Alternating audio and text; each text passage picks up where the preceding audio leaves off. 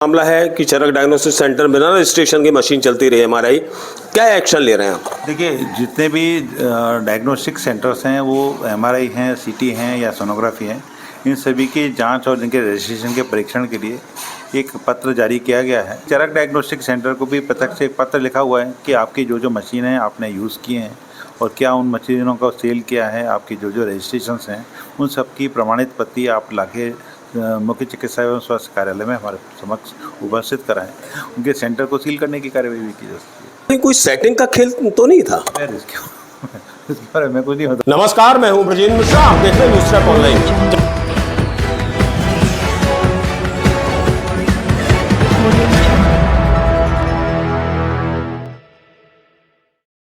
जबलपुर में news trap की खबर का बहुत बड़ा असर हुआ है। चरक डायग्नोस्टिक सेंटर में बिना लाइसेंस, बिना रजिस्ट्रेशन के एमआरआई सीटी स्कैन मशीन चलाए जाने के मामले को जबलपुर सीएमएचओ डॉक्टर नवीन कोठारी ने बेहद गंभीरता से लिया है और चरक सेंटर के जो डायरेक्टर हैं डॉक्टर बीके पानसे और डॉक्टर एमएस जौहरी को नोटिस जारी कर जवाब तलब किया। उनसे यह कहा गया है कि वो एमआरआई मशीन और सीटी स्कैन मशीन के रजिस्ट्रेशन का पेपर, लाइसेंस के पेपर वो स्वास्थ्य विभाग में सीएमएचओ डिपार्टमेंट में पेश करें। इतना ही नहीं, जबलपुर में जितने भी डायग्नोस्टिक सेंटर हैं यानी सीटी, एमआरआई और सोनोग्राफी सेंटर्स, उन सभी के संचालकों को नोटिस जारी किया गया है और उनसे सीधा सीधा यह जवाब मांगा गया है कि वो ये बताएं कि वो रजिस्ट्रेशन और किस लाइसेंस के आधार पर इन मशीनों का उपयोग कर रहे हैं और जो भी रजिस्ट्रेशन के पेपर हैं, लाइसेंस के पेपर हैं, वो सीएमएचओ कार्यालय में पेश करें। इस बारे में हमने डॉक्टर नवीन कोठारी से सीधी बात की है। आप जरूर सुनिए पूरे इंटरव्यू को। इस इंटरव्यू में आपको मजा तब आएगा जब एक मेरे सवाल पर सीएमएचओ डॉक्टर नवीन कोठारी हल्का सा मुस्कुरा दिए। आखिर उन्हें हंसी क्यों आई, यह भी आप देखेंगे इस इंटरव्यू में। हम आपको सीधे लेकर चलते हैं डॉक्टर नवीन कोठारी के पास।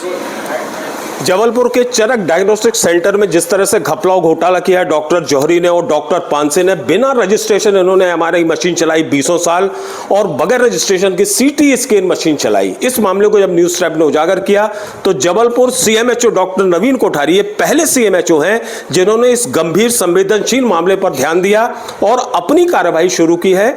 आइए, आज हम फिर आए हैं डॉक्टर सीएमएचओ डॉक्टर नवीन कोठारी के पास उससे जानने के लिए कि किस तरह का एक्शन इस मामले में वो ले रहे हैं। कोठारी साहब, आपके नॉलेज में मामला है कि चरक डायग्नोस्टिक सेंटर बिना रजिस्ट्रेशन की मशीन चलती रही एमआरआई, क्या एक्शन ले रहे हैं आप? देखिए, जितने भी डायग्नोस्टिक सेंटर्स हैं वो एमआरआई हैं, सीटी हैं या सोनोग्राफी हैं, इन सभी की जांच और इनके रजिस्ट्रेशन के परीक्षण के लिए एक पत्र जारी किया गया है।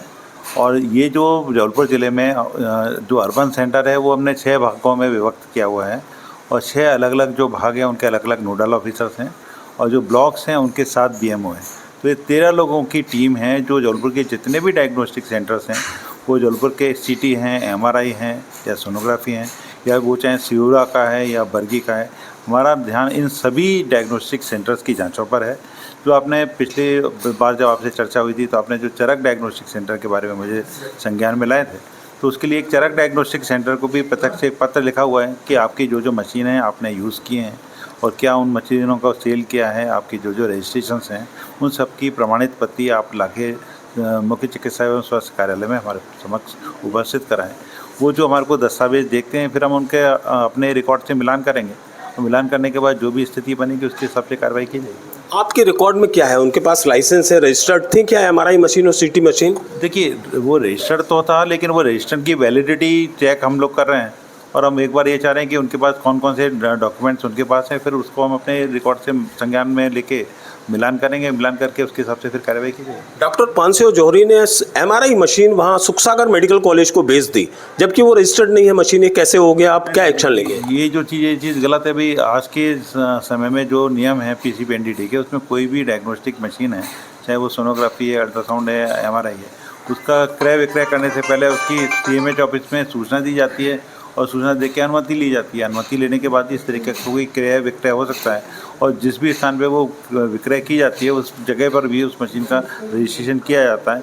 एक रेडियोलॉजिस्ट होता है, रेडियोलॉजिस्ट की अंडर में ही ये सारी कार्यवाही की जाती है। अच्छा, ये सारे नॉर्म्स का उन्होंने पालन नहीं किया डॉक्टर पांसे जौहरी ने चरक सेंटर को लेकर, तो अब इस पर किस तरह का दंड मिल सकता है, किस तरह की कार्रवाई हो सकती है? अब ये कर सकते हैं भाई, यदि उनकी जो गतिविधियां हैं और उनके जो रजिस्ट्रेशन है यदि नियमानुसार नहीं है तो उनका रजिस्ट्रेशन जो यदि वर्तमान में है तो उसको निरस्त किया जाता है, उनके सेंटर को सील करने की कार्यवाही भी की जा सकती है। जबलपुर में कुल कितने ऐसे डायग्नोस्टिक सेंटर हैं जहां की मशीनें रजिस्टर्ड हैं या नॉन रजिस्टर्ड हैं?